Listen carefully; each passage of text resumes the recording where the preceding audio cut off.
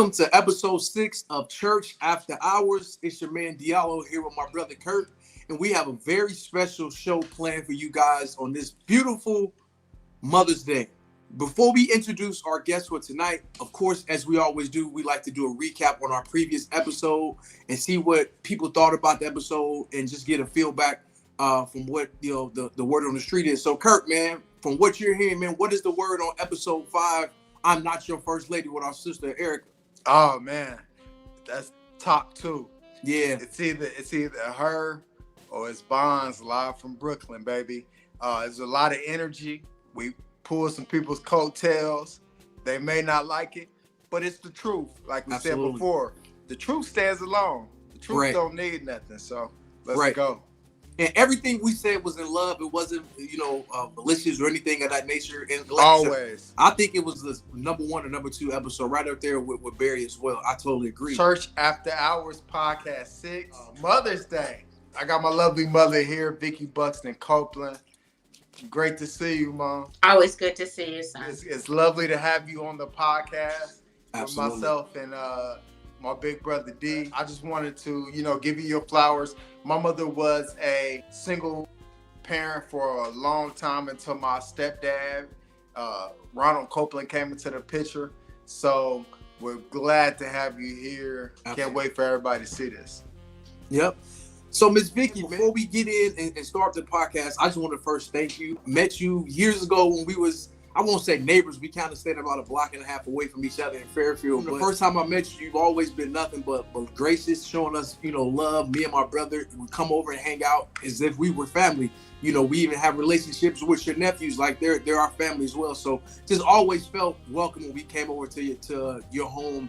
And my fun story of the week is going to be about one of those times we had a party. So I can't wait to get into that. So, but my first question to you tonight is, what are your thoughts about the podcast so far? I know you probably had an opportunity to see all 5 of the previous episodes.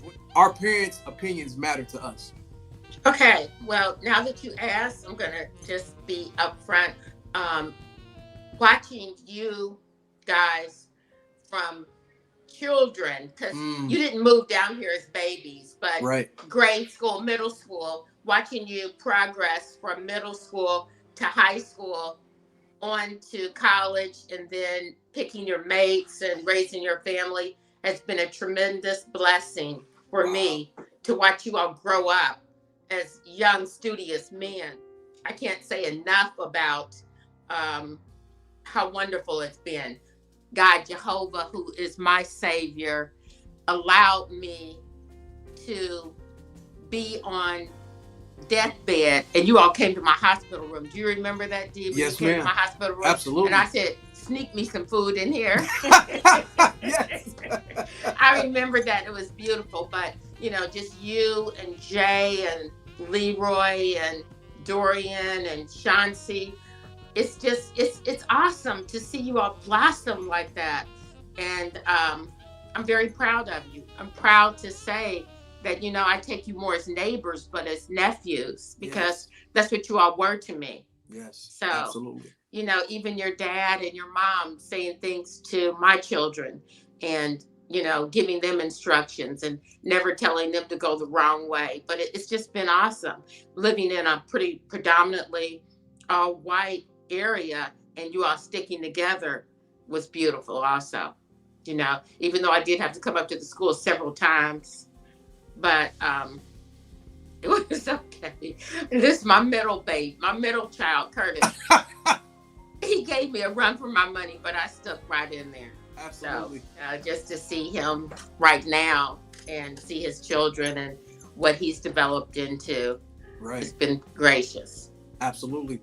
And Miss Vicky, one thing you said that was so important, we from Chicago, y'all from Indianapolis, and we're in Fairfield, in this predominantly white area. Yes. You know what I mean? Right. We faced a lot of adversity. My dad, Mr. Ronnie, shout out to Ron, Kurt mentioned him, Sally Matu, and Heidi's dad, Mr. Dumboya, was going up with against the racism that was being, That was Kurt Knight's dad. Kurt, yeah, and Miss Sandra Knight too. Exactly. They were facing this racism head on at Fairfield that we was facing, and I don't think we would have been able to make it through without such strong parents who, stood, locked arm in arm for us to make sure that we got a good education and make sure that we wasn't being bullied and we wasn't being treated unfairly. So we appreciate you guys as much as you are happy how we turned out. We wouldn't have been these people had it not been for the foundation and the things that you guys instilled in us.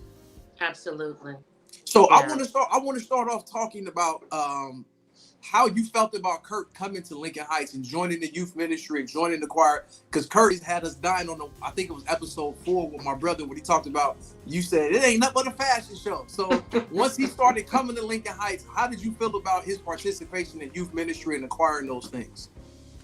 I enjoyed Curtis being involved any way that he could have been involved with somebody giving him the right directions. I appreciate it. I mean, greatly appreciate it. And what was done at Lincoln Heights was nothing but great things, you know, and just to see children that grew up and flourished through that leadership was very good, because, I can truly say that without that, it wouldn't have been as easy. The road wouldn't have been as smooth. I can say that, because my younger son did go to a even more predominantly white school and lost a lot of friends to drugs. And it could have been, if they would have went to a church such as Lincoln Heights, some of that, somebody talking to them could have helped. Austin had a friend that took his life over a relationship with a girl, you know, and he had another friend that was very excellent at wrestling and OD, and just some of the things, some of the foundation that was laid at Lincoln Heights by Reverend Pfeifus. Even though you're young and you act like you don't hear, you hear everything that's going in the ear, and it sticks in your mind. And even to this day, today, right now, you can say those same things to your children and give them the same leadership that you received. But my thing is, I enjoy the podcast. I've told several people at work about it, and some of them have asked me about maybe coming on, but it's a healing. This is a healing. You guys have to realize that it's more than just talking and having laughs. People are listening to this, and it's a healing. It's like going to a therapist and being healed. It's a blessing to hear these things. It's a blessing to hear my mother reflect on some things and see it in a different perspective than I did, because in this life, all you do is see through the eyes that you have. That's right. You know what I'm saying? You're walking through this life and you're visualizing things and you're perceiving things and your brain is taking things in, but everybody else around you has a whole different perception. Absolutely. So be mindful of the things that come out of your mouth. Be mindful of the things that you do, especially in your weak moments. Yes. When you want to say something to somebody because you're hurt. You know what I mean? Don't project your thoughts onto other people. No, that's real. That's real. And it's so important that we have those self-reflective moments where we can, check ourselves sometimes. And sometimes we get a little out of hand. We're human beings, and, we're not perfect, and we should be striving to be our best selves at all times. Like you said, Kurt, sometimes when in our lowest moments, we do some things that we may not be proud of later on down the line. But Ms. Vicky, you touched on something I think that is so important. And you talked about how Kurt came to Lincoln Heights and he had those, positive male role models and those positive women role models, and how you wish your younger son might have had some of those same people. And we talk about Reverend Pfeifus, of course, the Mike Chapmans, the Troy Maries, and those guys. Talk about why it is important. I want you to go a little bit deeper on why it's important for, especially, just call a spade, young Black men to have other young elders and other Black men in the community to help keep them accountable, to keep them on track so they can, walk down that righteous path. Well, first of all, I have to say that we are human beings. When I look at Luther Vandross's life, I try to reflect back on my kid's life. His mother would leave her job and go to a second job and wash floors so that her son had money to take music lessons. Denzel Washington's mother did primarily the same thing. And I said, am I doing enough?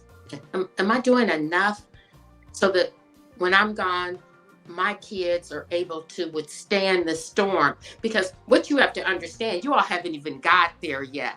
You haven't got there yet until you're in your 45, 50s and you get a storm thrown at you and you don't know how to handle it.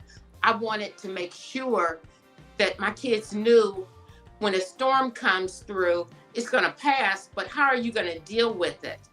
And what I was saying, Lincoln Heights was saying the same thing. They were teaching you guys how to deal with your storm, whether it be on your job, whether it be in your marriage, whether it be with your children. You're going to deal with life storms. Right. And when you're blown, are you going to be able to get back up and stand up straight? Some of us didn't make it doing that. You know, some of us didn't withstand the storm. And I wanted to let my kids know as young Black men, especially Curtis and Austin, that you're gonna have to deal with it in a way that you're gonna have to get back up and fight in a way where you're not gonna have to get hurt. These young guys now, we're finding them dead on the side of the streets. You guys have got to open up, and the podcasts are great, but get out there and teach them and let them know that there's a way to fight with your mouth instead of with your fist. And I want to shout out my big homie D, because he's currently doing that. That's awesome. In the Columbus inner city, at the center, just had a shooting. And he does this every single day. That's beautiful. You know what I mean? Like, one thing that we haven't addressed on this podcast is D always had the disc, the pack of discs. You know what I mean? Because he was, he was one of the ones driving first. Yeah. You know, I'm 3 or 4 years younger than D, and you know, he was always the leader. And when I started thinking back, you know, this podcast alone has made me reflect back, and I think like D was the one that said when it was time to go, because he was driving. Not only that, because he was filled with the Spirit, which is self. You know now it's self. He was in tune, and it was, you know, I've heard him say, this path I'm on now, he started his path early. And those are the righteous ones. And, you know, it's amazing because this D is the one that came with the idea of this podcast. And we're going to get to exactly what he was talking about. You know, we might have started slow. And a lot of people might have tuned in. But we wanted to bring along, you know, those righteous church people, those Black women. Dick Gregory, which is one of, you know, my heroes. Absolutely. He always said the Black woman in the church is everything to us. Yes. Yeah, he always said that we have no civil rights movement without Black women in the church. Or it's just been Dr. King talking to a few other brothers, because the women were the backbone of that whole movement, and we owe everything to our Black women. And what other way than to celebrate that and to celebrate our mothers? And Miss Vicky, I want to change the mood right quick. I want to go into a fun story, and if you have a fun story, I want you to share yours as well. And I don't mean to make anybody sad, but I have to tell the story. She was a pillar, I know, in your family, and that is your beautiful mother. I'll never forget when you guys moved to Evendale, and I love that house, man. That was one of my favorite houses of all time. You know, Kurt had his room tucked off in the basement, and we would watch fights. Ronnie got every major fight, you know, that was under the sun. This particular summer, it was 1998. It was the Bulls versus the Pacers. And we all know The year Chicago. Me and Jay graduated. Right. The year they graduated. I told y'all that 1998 was a special year. It was a special year. And I'm trying to tell you. Go ahead, brother. It was a special year. So you had the Bulls versus the Pacers. So that's my family versus Kurt's family. Eastern Conference Finals. And Kurt's grandmother in town, Jamar in town, Donnell, everybody in town. We had a cookout. It might even been your graduation party, if I'm not mistaken. It was something because everybody was there. We were doing it. So we watching the game. Look at God. Look at God. Right. We watching the game. The game is going back and forth. So it's like 6 seconds left. The Bulls, I think, are up by like 1 or 2. Reggie Miller gets an inbound play for Mark Jackson. And he pushes Michael Jordan. And he gets the ball and hits the 3. And the Bulls lose the game. And all I can still see your grandma to this day. Boom, baby. Boom, baby. She kept getting me in my brother's face because the Pacers had beat the Bulls. And, man, that was the funnest night ever, man. Like, just kicking it with your family and seeing how excited your grandmother was. And when the Bulls came back and won Game 7, I remember I called you. I said, give me your grandmother's phone number so I could call and mess with her. I called her, and she was laughing, and she took it in good fun. And it was just a good time for our families to interact with each other on that type of level. So I thought you guys would appreciate that story. That was wonderful. I never knew that you had called her. That's wonderful. Yes. She loved Reggie Miller. Yes, she loved him. She loved him. Yep. Come on, Mr. Miller. So, yeah. Well, Miss Vicky, we have come to the end. I want to let you have the last word. I think this has been a great, great episode. And again, shout out to all the beautiful mothers out there on this beautiful Mother's Day. So I'm going to give you the last word. I'd like to see, a couple of people in the community that have been raised up by themselves and made it somehow. It might be able to help somebody else that's struggling. Absolutely. Absolutely. Well, you guys are doing the thing, and I'm so proud of you. I'm very, very proud of you. Thank you so much. And again, we're nothing without you guys. You guys have always been the pillar of our community and of our families, the nurturers and the first teachers of the children. So we hold you guys in high regard and high esteem. And, I love you as if you were my mother, my mother. So we appreciate you, and may God continue to bless you and keep you with us. Thank you so much. Thank you so much. Absolutely. Thanks for having me on. Yep. Church After Hours. Peace. Welcome to Church After Hours, episode 6. We have another beautiful special guest with us on this special edition of Church After Hours. We're dedicating to both of our mothers.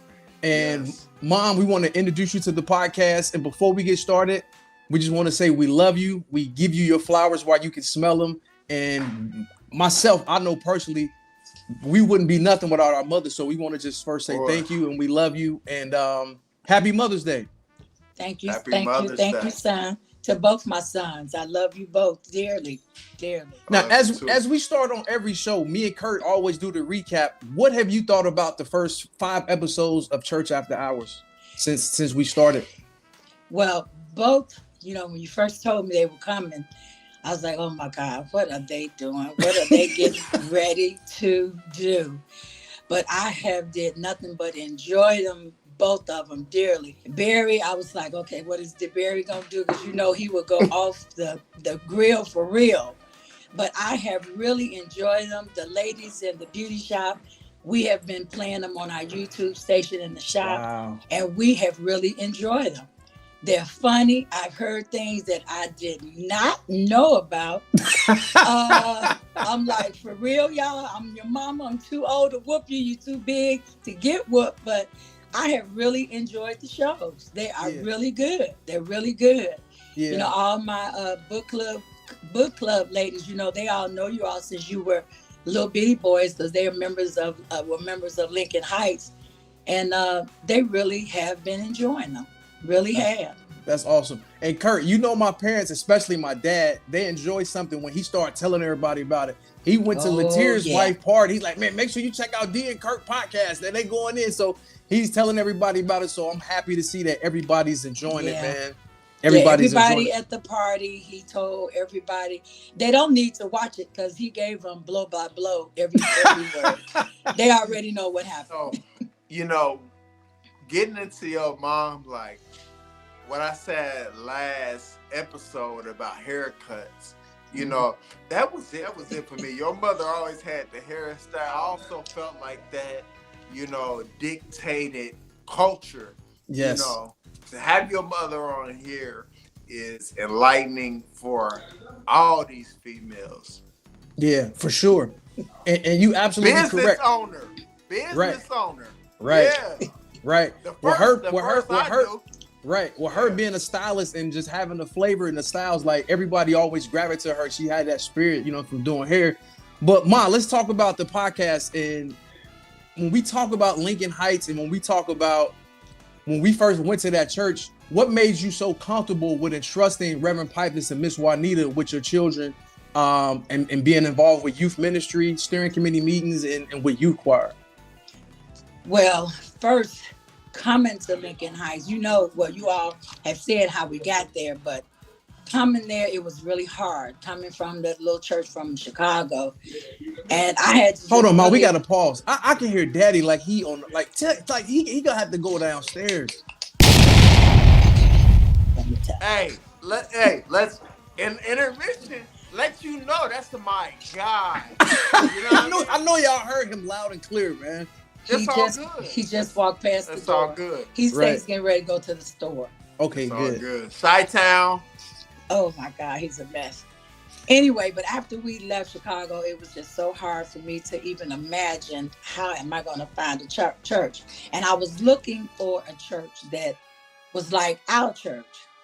And when I visit Lincoln Heights, after you did the audition, you talked about that, with Reverend Pipus and the drums.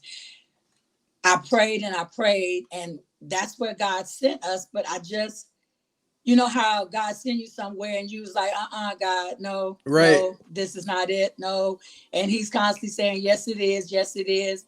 And Pastor Pipus and his sister were the two that came to me and let me know they were the two that my children needed to follow in their footsteps.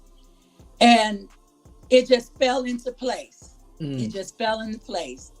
And that's where our new home was. Yeah. All the way different from Holy Trinity. Yep. All the way different. But that's where we were supposed to be. God took us from there and brought us here. Yeah. Yeah. And just to echo what she's saying, and when she talk about all the way different, it's just that our church was a traditional Southern Baptist church. You know what I'm saying? Yes. Reverend Pipus, as we talked about, Kurt, with the Come As You Are, all this new stuff, like it was unfamiliar territory for us. Like, cause like you said, we got suited and booted for church. It wasn't no wearing no jeans and no gym shoes and t-shirts and none of that. Yeah. Right. That's another show. It wasn't none of that, but it was good and it was very necessary. Definitely be a show. Yeah, suited and booted for sure. Yeah. But it was very necessary for us to be in that environment because it taught us a lot about ourselves. Right. And with us going to Fairfield, not being tapped into our culture on the day-to-day basis, like we could tap into culture through cable and things like that. Going to Lincoln Heights helped us stay connected with people like the Reeses and the people in the city and Erica because we was in white suburbia. So going to Lincoln Heights was really a beautiful outlet where we got to learn different cultures in different parts of Cincinnati and just learn new people. And it was just a total blessing for all of us. But go ahead, Kurt. It was. And I want to say, I've been to Holy Trinity in the flesh. Yeah. So that shows y'all how strong these connections are. I've been there. You know what I mean? Mm-hmm. I've experienced it after church. And So, Mom, when you talk about, coming to Cincinnati, we get through the awkward stages of going from 150, 200 member church to this so-called mega church. And you see how productive Miss Juanita and Reverend Pipus is keeping us active and keeping us out of trouble.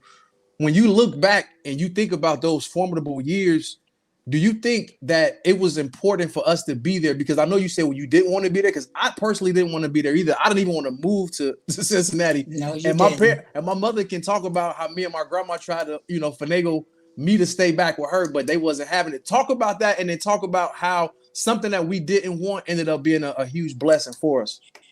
Well, when you said D did not want to go, P&G was the part that we had to go.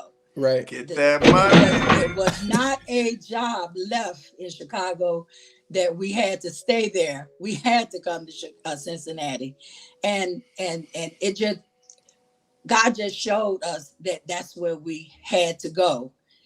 And one thing that I knew we had to go, D and J had two little friends that were neighbors of ours. Their grandparents and parents were in the neighborhood, and they were their little buddies. And one by one, like 2 years later, the oldest boy was shot. Yeah. Damn. D hung with him. And 2 years later, after we were there 4 years, the baby boy was shot. And God showed me that we made the best decision, because my oldest son could have been hanging with him. He could have been shot with him, and Jay could have been shot with the other boy. Yeah. If we had not made that move. You know, we had a close, tight net on our children, but you can't be on them every day, all day, 24/7. Right. So we don't know if they would have been involved in that shooting or not. Yeah. And when we were in Cincinnati and we heard about that, that just really pierced my heart to know that they lost both their children. Yeah. In the game, both of them dead. And rest in peace to Kendrick and Kamal with both of their names. Their grandmother, Miss Bates, was our neighbors, and they lived like 3 blocks away from us. And we went to school together, grade school together, and everything. And it was a tragedy when, like I said, and their mom, Angie, I forget their dad's name, but Angie lost Kamal, and then 2 years later, Kendrick got killed. So it was awful. So I'm grateful. Her only two children. Mm-hmm. Yep. And that let us know that that was the move that we were supposed to make. That was the move we were supposed, and that's why God had a plan for us, and that was the plan, and that's why. That's why. Yeah. Wow. And I want to also talk about, I always give props to our youth leaders. And that's what made me become a youth leader when I, became an adult, just giving back, watching Troy and Mike Young and those guys and how they poured into us. How important was our youth leaders? Because people will be like, why did you need youth leaders? You know, my friend Jimmy always says, like, man, it was beautiful coming to y'all house. Like, y'all was like the Huxtables, like you had both parents. And as a kid, I kind of took that for granted. I never understood that a lot of people didn't have that. And people always, that's the first thing they always mention when they mention us. But why was it important, even though we had both of our parents in the home, for us to still have those other male and female figures in our lives pouring into us? Well, your thoughts about that? You have to. Because those it's things that you would talk to them about, you wouldn't talk to us about. That's true. So you needed those other figures in your life. That me and your dad, it's just a lot of things that you would not talk with us about, that you trusted them with those conversations, like the people in the neighborhood that had the alcohol in their back trunk in their houses. I didn't know where to tell you to go with that, although I would tell you anyway. But you needed other people in your life, and the children today, a lot of them don't have that. Yeah, I had that in my life. I had other adults that I could talk to about things that I couldn't talk to my mom and dad about. Mm. And I think let's kids keep need it all that. the way 100. That's the same in Indianapolis and Chicago. There's always a cooler in the trunk with whatever beer, whatever liquor. That's real. I want to let the people know, because a lot of these people don't understand what's going on. I'm sorry.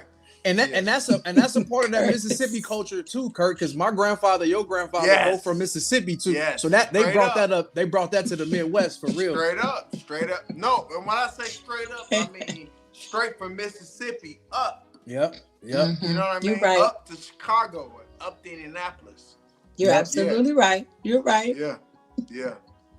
So, Ma, I want to get into a fun story. Do you have one? And I'll go ahead and tell one.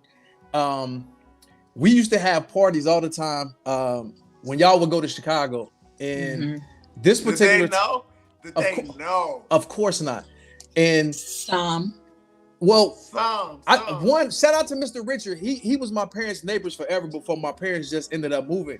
And so the first time I think we had a party, Mr. Richard seen all the cars, so he knew something was up, and he didn't say nothing. But I think he said something to my dad, like, yo, it was a bunch of cars, you know what I'm saying, this past weekend when y'all was gone. So then we got smart, like, look, y'all got to park up the street on the side by Mr. Cleve's house. You know what I'm saying? So we got a little slick. But this one particular time we had a party and it was, everybody was there. It's not, y'all wasn't out of town. And it was our family reunion, not our family reunion. It was my graduation and everybody came into town and we had a good time. We had a great cookout. And of course, you know, it was a couple adult beverages going on, you know what I'm saying? And matter of fact, it was not my graduation. My cousin Reggie, shout out to Reggie, who supports the podcast. He's always reposting on Twitter. He was playing for University of Mississippi and they played Cincinnati. And my mom cooked out, and shout out to my uncle Alec, God rest the dead. We had such a good time. We was playing, my cousin Roderick and Jeff, we all kicking it. That my Uncle Chick and Uncle Roy and Alec, they all kicking it. Those are my uncles from down south. And my uncle was so full, he walked through our screen door. It was so classic and it was so funny. And he just walked right through it like it was nothing. And I always think about those family moments. And now a lot of those elders are gone. It just makes me think like, I wish my sons had an opportunity to have those moments with those important figures in our family and enjoy those laughs and enjoy those moments that we had. And we still do it now, but I just missed a lot of our elders that have now passed on and that are now ancestors. Do you have any funny stories that you can remember, something that you think is important that people might want to hear about? You know what? I knew you was going to ask me that. Is not with the family. It's just one. And it was you guys when you were in the choir. And I know you all have forgot about it. I think Kurt was still in the choir. You all had a long rehearsal. And I think you all were getting ready for that play. You all came home from rehearsal and y'all left my baby in that nursery. He was in there asleep. Y'all locked up the church. Yes. You came home and I said, where is Jay? Mama, didn't he come home with somebody else? No, he's not here.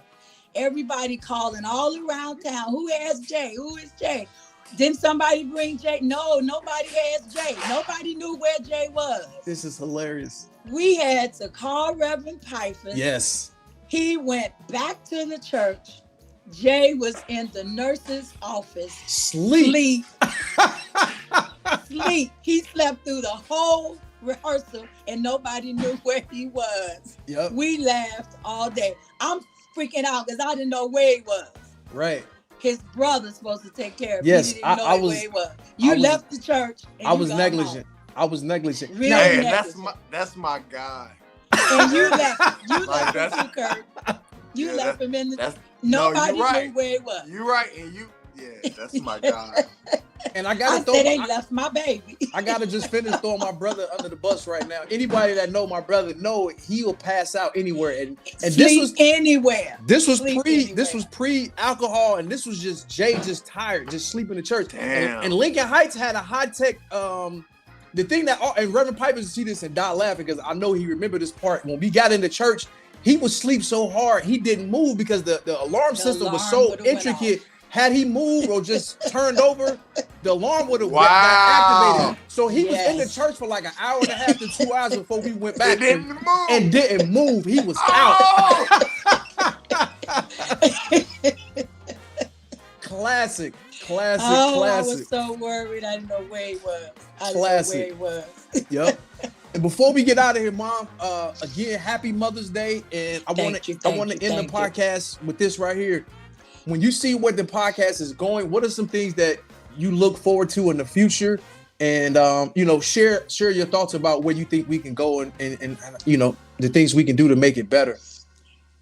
Well, what you all are doing is just great. I am so proud of you guys. And when I look back at where you've come from and you guys, I'm just so proud. I can't say we have not went to jail to get none of you all. You have been doing so good. All of you all. I'm still waiting on my money because y'all have ate up all my groceries.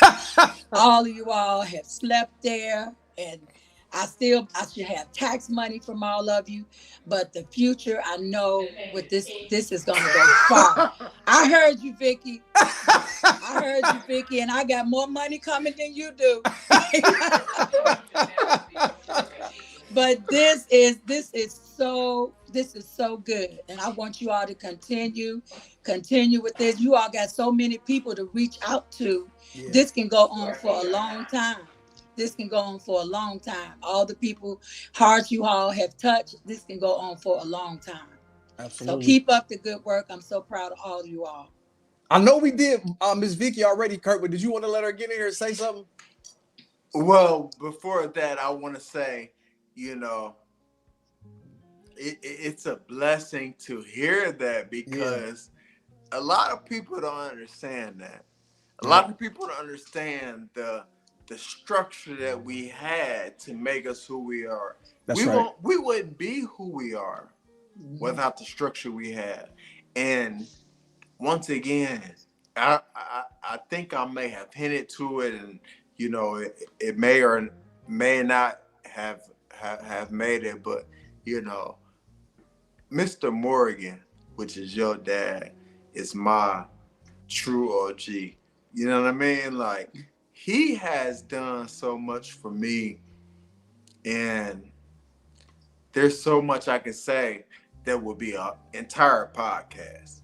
So we're gonna have to bring him, my pops, and Mr. Ron on for Father's Day. Let's just put it in stone. You know what I'm saying? That's a fact, because man, he has done so many things for me that I can't even put it into words. That's what's up. Well, did you want to get Miss Vicky in here real quick before we close out? Yeah, absolutely. Mom, come here.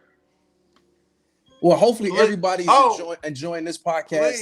This has been a great one. Please. It has. Come here, Mom.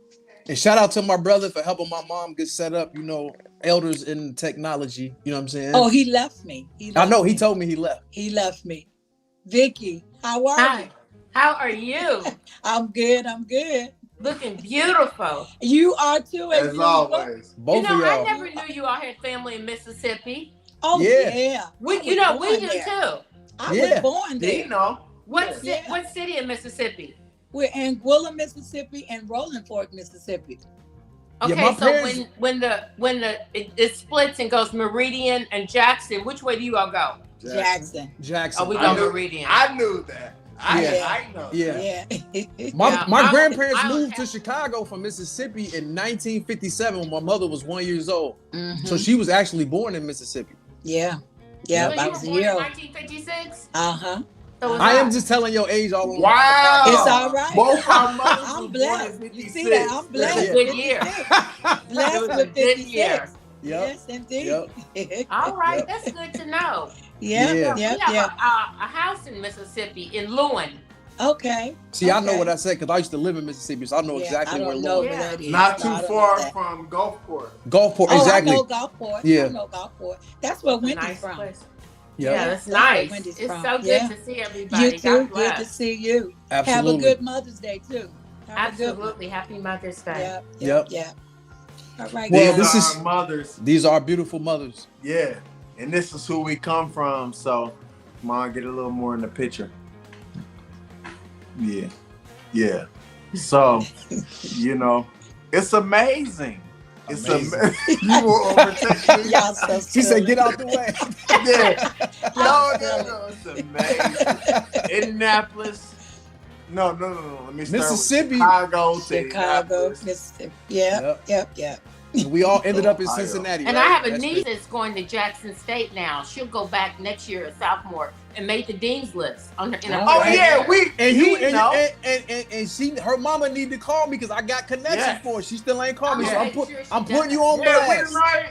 I'm putting you on blast. Call me. She goes to the library. She sees Deion Sanders' son. And she said, "Aren't your dad?" He said, "You keep saying that. You know my dad's Deion Sanders." Hey, we already got the connections. Yep. And she's gonna try for cheerleading next year. Oh, that's good. It's gonna be a nice football season for them. They said next year. It is.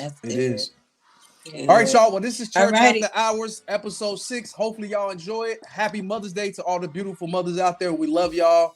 Peace and blessings. Peace. Love you guys. All right, love you, Mom. Thank you. Let's say peace, love, Church After Hours.